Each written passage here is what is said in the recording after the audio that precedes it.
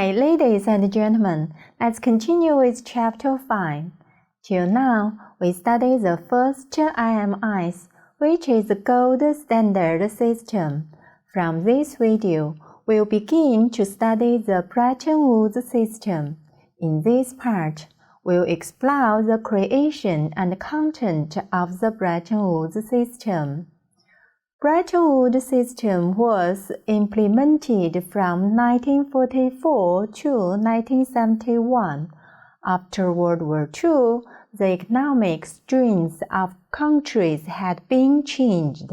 The U.S. had become the #1 strongest country in the world, with a 50% production of manufacture, 1/3 trade value, and almost 60% gold reserve among the world.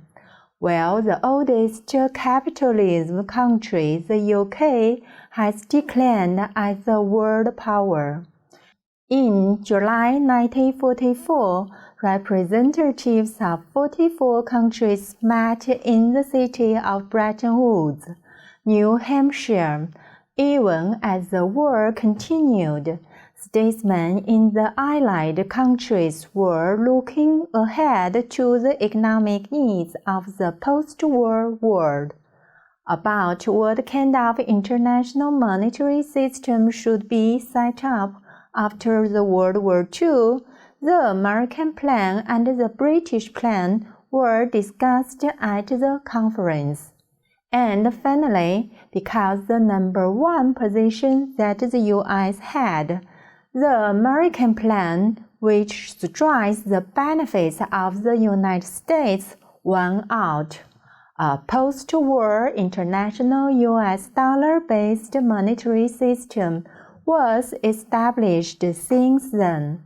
It is a fixed exchange rate system, different from the gold standard. The fixed exchange rate system was against U.S. dollar instead of pegged on the gold.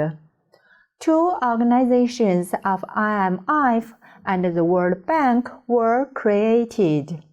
Now let's study the contents and characteristics of Bretton Woods system from the aspect of exchange rate system. The main characteristics of its exchange rate system is double pegs arrangement. One peg is dollar pegging with gold. The Bretton Woods Agreement called for an unvarying dollar price of gold, $35 an ounce. Another peg is all currencies pegging with dollar.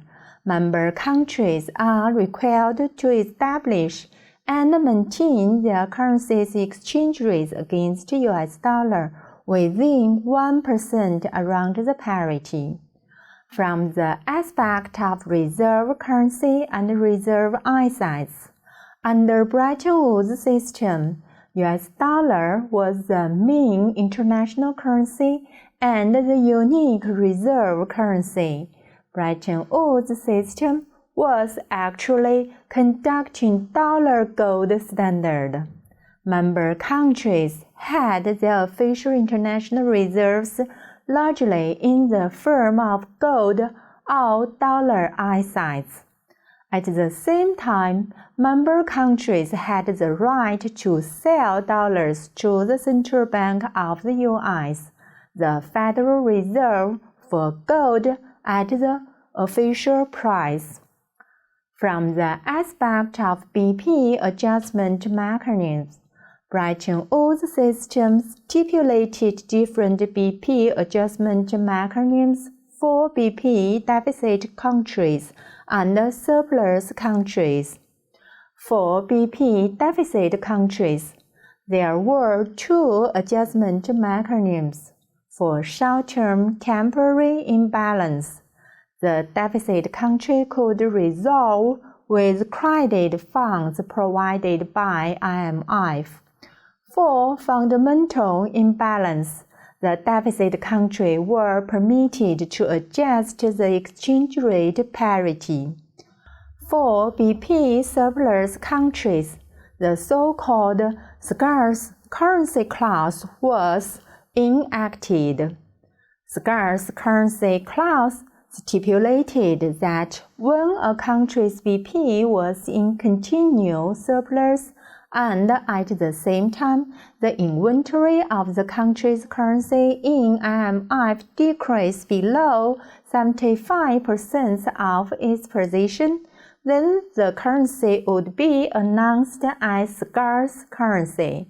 So the IMF would adopt a quarter allocation of the currency, and other countries has the right to limit temporarily the exchange for the currency, or limit the import of the commodities and services of the country. The order of the clause was to promote the BP surplus countries to bear the responsibility to adjust the imbalance.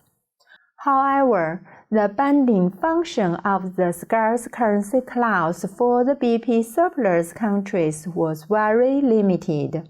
The responsibility of adjustment was assumed mainly by BP deficit countries.